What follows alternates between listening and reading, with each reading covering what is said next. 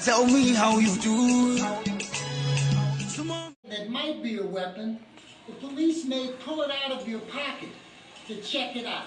Police may ask you to show them what's in your pockets. Remember, you don't have to do it. Emptying your pockets is the same as consenting to a search, and you always have the right to refuse. In your case, there appeared to be no basis to justify their stop and frisk.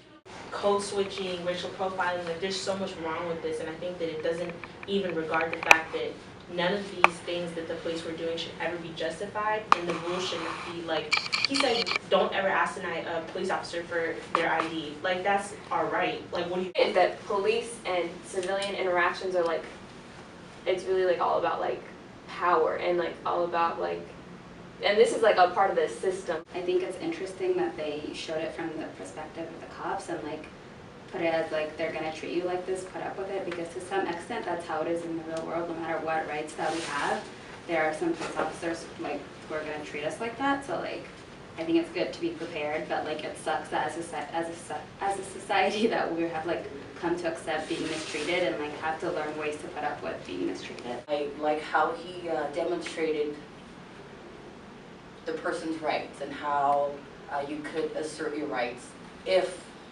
certain situations may happen. Because the issue surrounding cop aggression, especially towards black populations, is really something that's manifested through our infrastructure.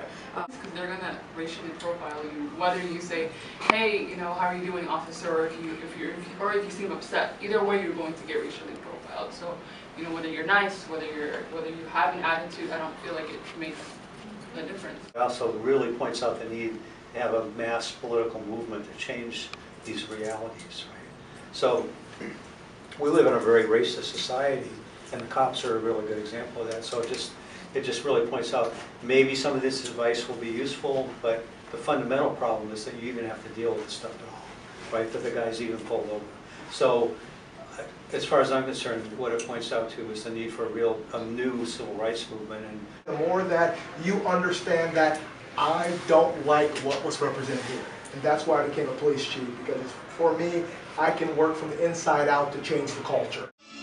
Good morning, okay, baby, how you do? Sorry you're fine, gone singing this for you. My tell me how you do. So mommy, okay, this one is for you. Oh yeah, baby, oh yeah.